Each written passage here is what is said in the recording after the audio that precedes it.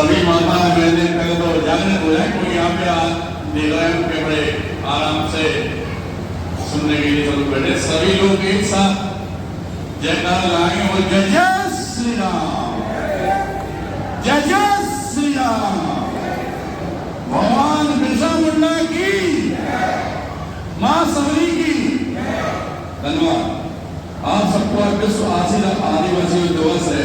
मां सबरी साली आदिवासी हर साल की भांति यहाँ पे मना रही है। इस सबकी आपको सबको हार्दिक अनंत शुभकामनाएं। खेल जीवन में हम लोग समाज सेवा में सब कुछ अर्पण कर चुके हैं और यह सौभाग्य भी पाए हैं कि जब तक जिंदा है जो बल पड़ेगा वो हम करें।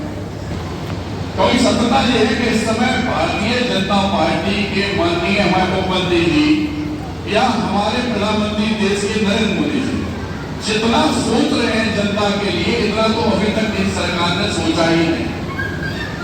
इन सब योजनाएं जो हजारों की तादाद में योजना है, चाहे बकरी पालन हो, भैंस पालन हो, खेती से संबंधित हो, या बहुत सारी ऐसी योजनाएं जिनसे आप अपने जीवन का गुजर बसर कर सकते हैं और जो आप लोग काम कर सकते हैं आदिवासी परिवार।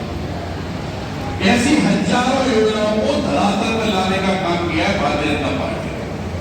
लेकिन उन योजनाओं को आपके बीच में रखना और आपको समझाना, यह वहां के जो हमारे प्रतिनिधि हैं उनका कर्तव्य है कि वो आपको समझाए। भाई साहब संतराम भाई साहब को भी जिंदगी से देख रहे हैं, करीब 35-40 साल से क्या अपना पूरा जीवन समाज सेवा में दे चुके। हमारे बड़े भाई पंडित राव जब हमने होश नहीं संभाला था तब से हम देख रहे हैं कि वास्तविकता में निरंतर जनता की सेवा में अग्रसर रहते और रहेंगे क्यों नहीं। हम बगौर वालिया भैंस वर्ग जब से पैदा होता है तब से हमारे माँ बाप यही सिखाते कि बेटा अपन लोगों को दूसरों की सहायता करना है, हमारा जीवन ही सहायता के लिए बना है। इस तरह से भैंस वर्ग का प्रतिनिधित्व करने वाले पंडित राव जी, हमारे प्रिंसिपल साहब एस के राय साहब, जो वास्तविकता में जब आप इनसे मिलो तो ऐसा लगता है कि घर के बड़े भाई से मिल रहे हैं। अजरिया जी जिनके अंदर एक पिता एक बड़े भाई के रूप में हमने हमेशा देखा है, हमेशा आशीर्वाद पाया है। गोपाल सानिया भाई साहब जिनको हम झांसी का क्रांति कहते हैं, जिनके अंदर समर्थ जीवन देकर सिर्फ और सिर्फ आदिवासी परिवार के लिए का जीवन समर्पित कर दिया अपने समाज के। ऐसा प्रतिनिधित्व करने वाला सारा दल, सारे लोग आज नए उम्र के प्रधान साहब जो हमारे सामने बैठे हैं, जिनने कहा है कि मैं तन मन धन से आपके साथ हूं। वास्तविकता में सब लोग आपका साथ हैं, लेकिन कहीं न कहीं अपना प्रतिनिधित्व करने वालों में कोई न कोई कमी ऐसी है जिससे आपको अपनी वास्तविकता का पता नहीं चल पा रहा है। क्योंकि आपसे बड़ी ताकत किसी में है ही नहीं। चाहे जितनी मेहनत करा लो, चाहे कुछ करा लो, अपना पूरा जीवन के लिए गरीब, लेकिन हमें आगे चल के गरीब नहीं कहलाना है, हमें आगे चल के शोषित नहीं कहलाना है।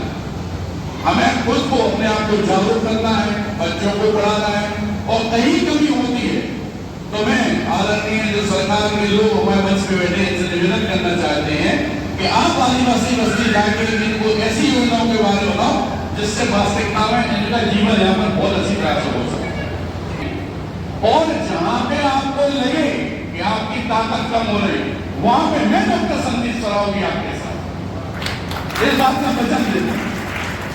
और माननीय चूंकि सरकार का प्रतिनिधित्व करने वाले जो 3 लोग पत्रकार महोदय जिनकी भाषा पूरे देश में पहुंचती है, ऐसे लोग इस मंच पे बैठे के सामने हम पहले भी कुछ गोपाल भाई साहब रहकर कहना चाहते हैं कि जब से देश आजाद हुआ तब से आज तक की डेट में सारे हमारे परिवार के लोग छोटी छोटी झोपड़ी बनाकर उसमें रहते हैं।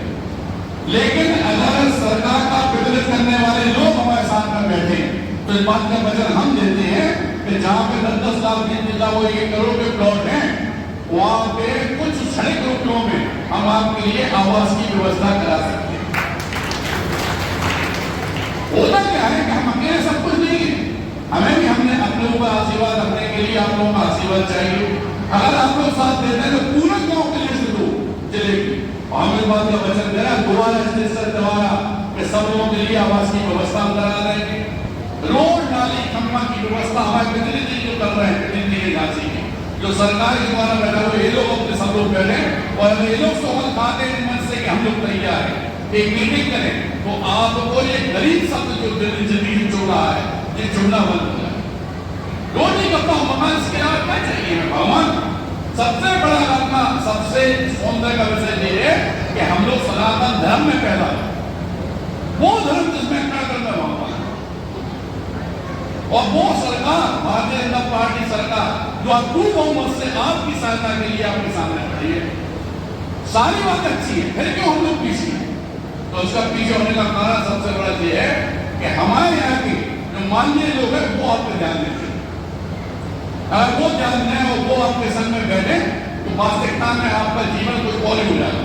आप ही नहीं, कोई भी समाज का आदमी इस भारतवर्ष में कोई गरीब रह ही नहीं सकता। हम लोग चाहें हमारे पास जमीन है ना, है विद्या है, बुद्धि है, सब कुछ है। देश आजाद होने से 2000 साल का पहले का क्या उठा लो तो सबसे बड़े गुरुकुल हमारे यहाँ थे।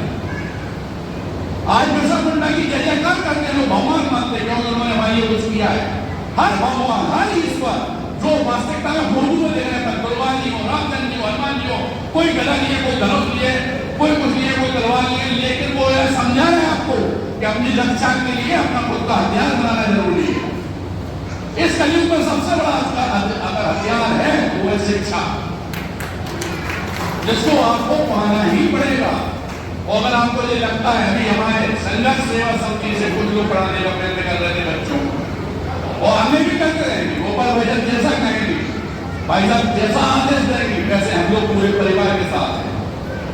क्योंकि क्या है कि सत्यता व्यक्त करना बहुत जरूरी है और माफी चाहते हैं अगर किसी को बुरा लगा हो, और धन्यवाद देना चाहते हैं इस दिन के शुभ अवसर पर सभी लोगों को।